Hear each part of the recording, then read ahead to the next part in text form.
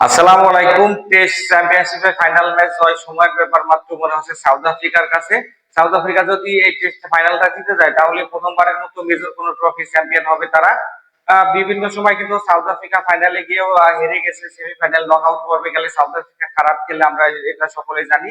কিন্তু এই টেস্ট চ্যাম্পিয়নশিপের ফাইনালে ভিন্ন এক সাউথ আফ্রিকাকে আমরা দেখতেছি, যেখানে কিন্তু তারা একদম ডমিনেট করে খেলছে অস্ট্রেলিয়ার সাথে।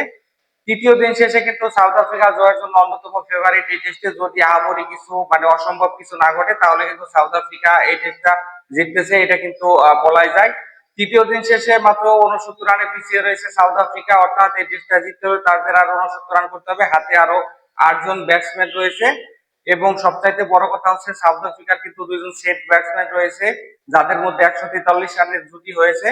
এখানে এডেন মার্করাম টেস্ট ক্যারিয়ার আরো একটি সেঞ্চুরি তুলে নিয়েছেন, 102 রানে অপরাজিত আছেন। তাকে যোগ্য সঙ্গ দিয়েছেন এখানে টেম্পা বাবুমা। বাবুমাও কিন্তু 65 রানের দুর্দান্ত একটা ইনিংস খেলেছেন। অস্ট্রেলিয়াকে কামব্যাক করতে হলে নাটকীয় কিছু করতে হবে। তো আজকে চতুর্থ দিনের প্রথম সেশনটা কিন্তু খুবই গুরুত্বপূর্ণ, বিশেষ করে প্রথম 5-7 ওভারের মধ্যে যদি অস্ট্রেলিয়া 3-4টা উইকেট না নিতে পারে তাহলে কিন্তু অস্ট্রেলিয়ার জন্য পরাজয় অপেক্ষা করতেছে। আর যদি এই জুটিটা যদি 8-10টা ওভার ক্রিজে স্টে করতে পারে তাহলে কিন্তু সাউথ আফ্রিকা একটা সহজ জয় পাবে বলে আমার কাছে মনে হয়। 282 রানের জয় লক্ষ্যে কিন্তু ব্যাট করতে নামে সাউথ আফ্রিকা, যেখানে কিন্তু রায়ান ডিকেলটনকে প্রথমে হারিয়ে ফেলে 6 রানে আউট হয়ে যান স্টার্কের বলে। 27 রান করে ওয়ান মোল্ডারও কিন্তু স্টার্কের শিকার হন, অর্থাৎ 70 রানে কিন্তু 2 উইকেট পড়ে যায়। তখন মনে হচ্ছিল যে অস্ট্রেলিয়া হয়তো এই ম্যাচের জন্য ফেভারিট, কিন্তু 143 রানের এখানে হারনামানা জুটি করেন এডেন মার্করাম এবং একই সাথে হচ্ছে তাদের টেম্বা বাবুমা ক্যাপ্টেন। তো তাদের জুটির কারণে কিন্তু সাউথ আফ্রিকার ইতিহাসে অন্যতম কিছু অপেক্ষা করতেছে বলে আমার কাছে মনে হয় লর্ডস ক্রিকেট স্টেডিয়ামে।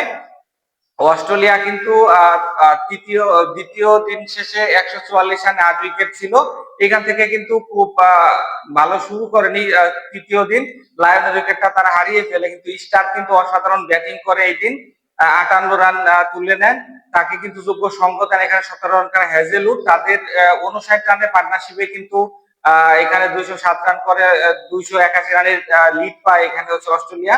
এই জুটিটা না হলে আমার কাছে মনে হয় পার্টনারশিপটা না হলে কিন্তু 220 রানের লিড পেতো, সেক্ষেত্রে কিন্তু সাউথ আফ্রিকা সহজে উইন করতো বলে আমার কাছে মনে হয়। স্টারকে আসলে সাধুবাদ জানাতে হয়। পাশাপাশি আহ পুরো ম্যাচ জুড়ে কিন্তু কাগিসো রাবাত অসাধারণ বল করে ফার্স্ট ইনিংসে 5 উইকেট তুলে নেওয়ার পরে সেকেন্ড ইনিংসে কিন্তু 4-4টে উইকেট তুলে নিলেন এবং এই ম্যাচ যদি জিতে যায় তাহলে কাগিসো রাবাতাই হয়তো ম্যান অফ দ্য ম্যাচ নির্বাচিত হবেন। অসাধারণ বোলিং করেছে মিচেল স্টার, কিন্তু ব্যাটের পাশাপাশি বোলিংটাও খুব ভালো করেছে এই দুইটা ইনিংসে। তো অস্ট্রেলিয়াকে যদি খুব নাটকীয় কিছু না হয় তাহলে কিন্তু এই টেস্ট ম্যাচটা যেভাবে জিতে যাচ্ছে সাউথ আফ্রিকা, এটা কিন্তু বলাই যায়। তো চতুর্থ দিনের 5-7টা ওভার কিন্তু খুবই ইম্পর্টেন্ট বলে আমার কাছে মনে হচ্ছে। এখন দেখা যাক আসলে রেজাল্টটা কি হয়। সকলেই ভালো থাকবেন। আল্লাহ হাফেজ।